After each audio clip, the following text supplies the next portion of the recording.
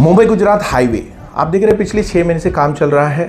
हम लोग लगातार कुछ ना कुछ जो वहाँ की समस्याएं हैं वो जा रहा है। NHAI को भी हम लोग भेज रहे हैं और इसके साथ ही जो कॉन्ट्रैक्टर हैं उनसे संपर्क में है, NHAI के जो अधिकारी उनसे संपर्क में है, लेकिन समस्या का समाधान नहीं हो रहा है।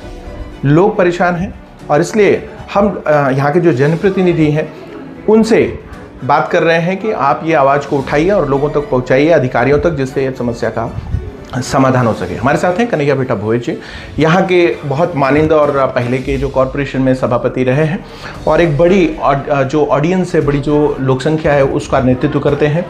नायगांव से हम लोग इस समय नायगांव में हैं। सर नमस्कार। नमस्ते। मैंने हाईवे का सवाल किया है। हाईवे इस समय नासूर हो गया, नासूर, ऐसा लग रहा है ये बीमार, इसका इलाज ही नहीं है। आपको तो मालूम है कि 6 महीने से हाईवे का काम चालू है, लेकिन वो कॉन्ट्रैक्टर का तरीका ही गलत है काम करने का।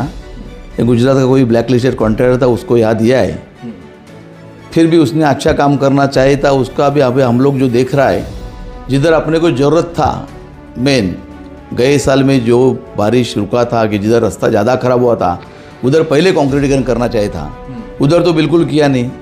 जिधर जिधर पहले तकलीफ वाला भाग था उसमें कुछ नहीं किया और अच्छा अपना रास्ता ख़राब करके उधर कॉन्क्रीटिंग कर किया है, वो भी पूरा ख़राब हो गया है। सबसे पहले मैं तो मांग के ऊपर उसकी कोर टेस्ट करना चाहिए, क्वालिटी की टेस्ट करनी चाहिए, तो इसमें पूरा वो फेल हो जाएगा। और आगे उसको अपने जो सर्विस रोड है वो पहले बनाना चाहिए कि लोगों का दूसरा रास्ता निकालना चाहिए, बाद में उसने काम करना चाहिए। अभी वो काम कर रहा है, दूसरे दिन उसके ऊपर से गाड़ियाँ जा रही है, उसका कोई प्लानिंग नियोजन कोई नहीं है। इसलिए सबसे पहले वो ठेकेदार को या कॉन्ट्रैक्टर को अपने काम के ऊपर ब्लैकलिस्ट करना चाहिए, मेरी पहली मांग की है मैंने।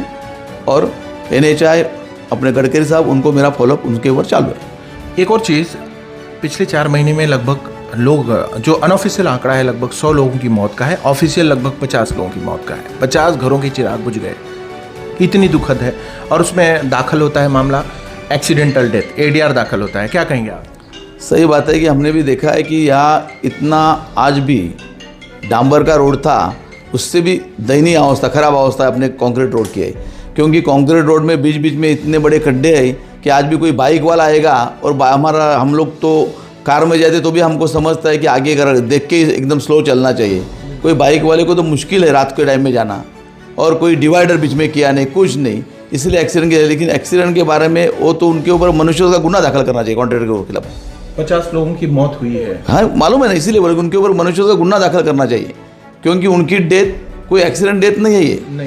ये बीच में बड़े बड़े खड्डे उसने रिपेयरिंग तुरंत करने चाहिए थे। क्या उसको तो पता है? अभी इस पर पूरा पब्लिक तो देख रहा है, हर एक को समझ रहा है। फिर कॉन्ट्रैक्टर, NHAI ऑफिसर, वो लोग को भी ये समझना चाहिए बात। बिल्कुल। अच्छा, शहर में वसई विरार में इस समय आप देख रहे हैं, बारिश के दिनों में पानी लगना कोई बड़ी चीज़ नहीं है, लेकिन जिस तरीके से सड़कों पे पानी लगा हुआ और उसके कोई मतलब ड्रेनेज का कोई सिस्टम नहीं है, कहीं कुछ नहीं। और आप नायगांव एरिया की बात करेंगे तो यहाँ पे हजारों करोड़ के प्रोजेक्ट यहाँ पे लगे हुए हैं, पढ़े लिखे लोग यहाँ आ रहे हैं रहने के लिए, लेकिन यहाँ का जो अनुभव उनका बहुत ही खराब है। 5 साल से तो आपको मालूम है यहाँ प्रशासक बैठे हैं, हमारा फॉलोअप उनसे बार बार रहता है।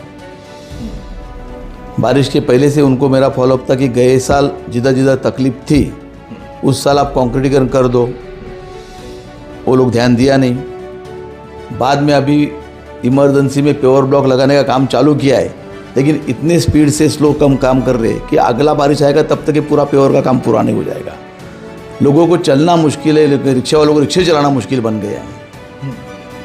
अभी उनको हम और 5-10 दिन राह देख के कितना काम करते हो हिसाब में उनको अभी बोला है कि डे नाइट काम चालू करो, और जहाँ जहाँ मेन बड़े बड़े गड्ढे हो गए वह पूरा पेवर ब्लॉक करके आगे भविष्य में नायगांव से बापाना बोलो या अपना वामन धाबा से भोईदापाड़ा तक, अपने जो नायगांव के एरिया की बात करता है, वहाँ कंक्रीट रोड के सिवाय दूसरा इलाज नहीं है।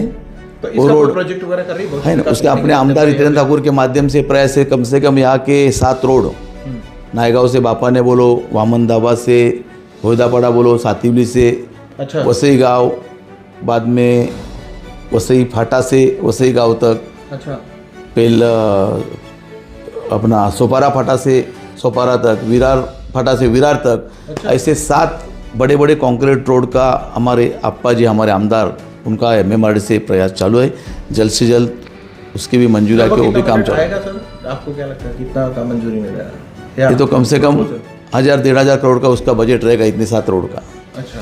और इसमें 2-4 ब्रिज भी है, वो सभी ब्रिज की भी डिमांड अपने आमदार साहब कर रहे हैं और जल्द से जल्द काम चालू हो जाएगा, ऐसा कहना है। यहाँ एक और समस्या है, यहाँ के जो बाहर के रहने वाले लोग हैं जो आए हैं यहाँ पे घर खरीदा है या भाड़े पे रह रहे हैं, उनकी एक और समस्या है। यहाँ पे जो ऑटो रिक्शा की बड़ी समस्या है। यहाँ पे जो गांव के लोग हैं वो ऑटो रिक्शा बाहर लोगों को चलाने नहीं देते और खुद जो है उतने रिक्शा ला नहीं पा रहे हैं, तो लोग खड़े रहते हैं घंटों ट्रैफिक के मतलब उनको काम पे आने जाने लेट हो रहा है। लोगों की मांग है कि वही अगर लाना चाह रहे हैं तो वही ज़्यादा रिक्शा लाएं, अगर नहीं लाना चाह रहे हैं तो दूसरे को आने दें, कम से कम लोगों की समस्या तो दूर हो। या तो आप जो बात सही कहा कि यहाँ के लोकल रिक्शा वाले स्थानिक और लोकल लोगों का भी यही समस्या हो गया है कि वो सभी रिक्शा अभी CNG पे रहते हैं और यहाँ CNG मिलता नहीं। ये पहले वो लोग जो 15 ट्रिप करते थे नायगांव से या किधर जाने का आने का, वो उनको अभी 10 ट्रिप नहीं हो रहा है। और हमारे BMC की अपना म्यूनसिपैलिटी की भी 2-2 बस चालू है, एक नायगांव से बाफाने तक और नायगांव से अपना भोईदापाड़ा तक। ये 2-2 बस की जगह और 2-2 बस कैसी हो जाएगी, वो कोशिश में पूरे लोग भी लगे हुए, मैं भी लगा हुआ।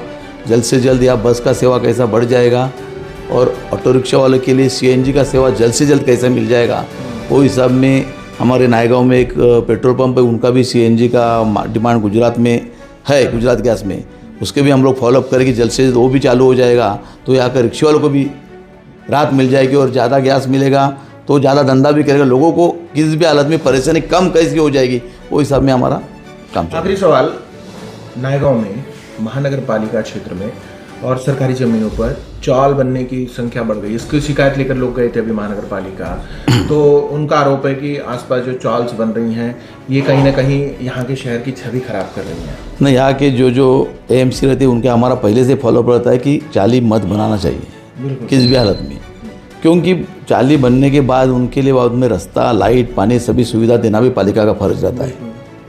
चाली बनाने के टाइम पालिका ध्यान देती नहीं उस टाइम, और बाद में सुविधा देने के टाइम में पालिका बोलते कि अभी हमको सुविधा नहीं देना चाहिए उनको, ये पूरा गलत चीज़ है। इसलिए अभी के बाद भी कल भी मैं AMC मनाल सिंधु से मैंने बात किया कि अपने नायगांव ईस्ट या पूरे वाली प्रभाग समिति में एक भी चाली नहीं होगा, वो हिसाब में तुम कोशिश करो, बनाने के पहले ही उनको बंद करो। बिल्कुल, किसी का बनने के बाद कोई गरीब रहने आएगा बाद में तोड़ना, ऐसा तुम्हारा सिस्टम बंद करो। बहुत गलत है वो लोगों। तुम्हारे पास 10-10 जो तुम्हारे लड़के लोग या इंजीनियर रखे हैं उनको भेज दो हर जगह इंस्पेक्शन के लिए पर डे। कोई भी चालू करेगा उसको त्वरित बंद करो, कोई बनेगा ही नहीं चाली।